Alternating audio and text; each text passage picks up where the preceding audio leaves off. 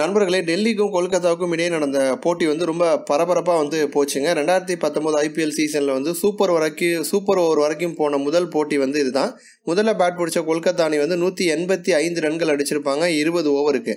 அந்த அணியில் வந்து நரேனுக்கு பதிலாக பார்த்தீங்க அப்படின்னா நாயக் அப்படின்னு சொல்லிட்டு ஒருத்தரை சேர்த்துருந்தாங்க. அவர், கிறிஸ்லின், உத்தப்பா, ராணா அது மாதிரி யாருமே சரியாக விளையாண்டுருக்க மாட்டாங்க. தினேஷ் கார்த்திக் மற்றும் ரசல் இவங்க 2 பேரும் தான் நிலைச்சு நின்று விளையாண்டுருப்பாங்க. தினேஷ் கார்த்திக் வந்து 50 ரன்கள் அடிச்சிருப்பாரு, ரசல் வந்து 62 ரன்கள் அடிச்சிருப்பாரு. அடுத்து விளையாண்ட டெல்லி அணியில் வந்து ஆரம்பத்திலேருந்தே வந்து அதிரடி தான். தவான் மட்டும்தான் சரியாக விளையாடலை, 16 ரன் அடிச்சிருப்பாரு. பிருத்திவி ஷா 99, ஸ்ரேயாஸ் ஐயர் 43, ரிஷப் பண்ட் வந்து 11. கடைசி நேரத்தில் வந்து கொஞ்சம் சொதப்பிருப்பாங்க. பிருத்திவி ஷா மற்றும் ஐயர் இவங்க 2 பேரும் விளையாண்டப்ப ரன் ரேட் வந்து சூப்பராக போச்சு. இருந்தாலும் கடைசியில் கொஞ்சம் சொதப்பின காரணத்தினால வந்து போட்டி வந்து டிராவில் முடிஞ்சிருச்சு. அதன் பிறகு பார்த்தீங்க அப்படின்னா சூப்பர் ஓவர் வந்து வச்சாங்க.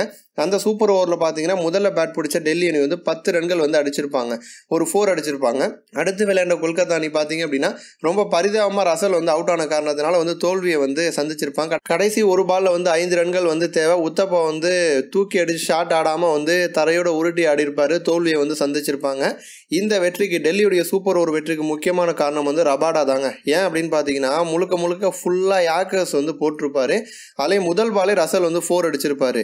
2வது பால் பார்த்தீங்க அப்படின்னா டாட் பால் ஃபுல் யார்க்கரு, 3வது பால் ஃபுல் யார்க்கரு போல்ட் ஆக்கியிருப்பாரு. இது குறித்து ரசல் எப்படி அவுட் ஆக்குனது அப்படின்னு குறித்து ரபாடா வந்து என்ன சொல்லியிருக்காரு அப்படின்னா, சூப்பர் ஓவர் வந்து என்ன போட சொல்லி தான் எல்லாரும் வந்து என்கிட்ட வந்து கொடுத்தாங்க. எனக்கு ரொம்ப நர்வஸாக இருந்துச்சு, எப்படி பால் போடுறது என்ன அப்படிங்கிறதுலாம் என்னோட பிளான், என்னோட வசதிக்கு ஏற்ற மாதிரி வந்து கொடுத்துட்டாங்க. என்னை யாரும் வந்து ப்ரெஷர் கொடுக்கல, ஃபோர்ஸ் பண்ணலை. அந்த நேரத்தில் வந்து நான் வந்து பிளான் பண்ணேன், ரசலை வந்து கண்ட்ரோல் பண்ணணும் அப்படின்னா யார்கர்ஸ் போட்டால் மட்டும்தான் வந்து முடியும்.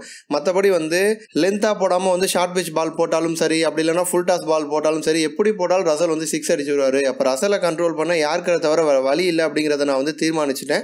முதல் பால் வந்து 4 போன பிறகும் கூட நான் நம்பிக்கையை வந்து கைவிடலை. அடுத்தடுத்து தொடர்ந்து வந்து யார்கர்ஸ் வந்து வீசினேன். அதனால தான் வந்து ரசலை வந்து அவுட் ஆக்க முடிஞ்சது அப்படின்னு ரபாடா வந்து சூப்பரான ஒரு பதிலை வந்து சொல்லியிருக்காரு.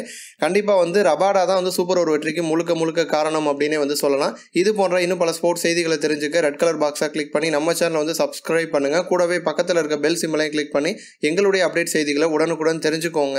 நன்றி.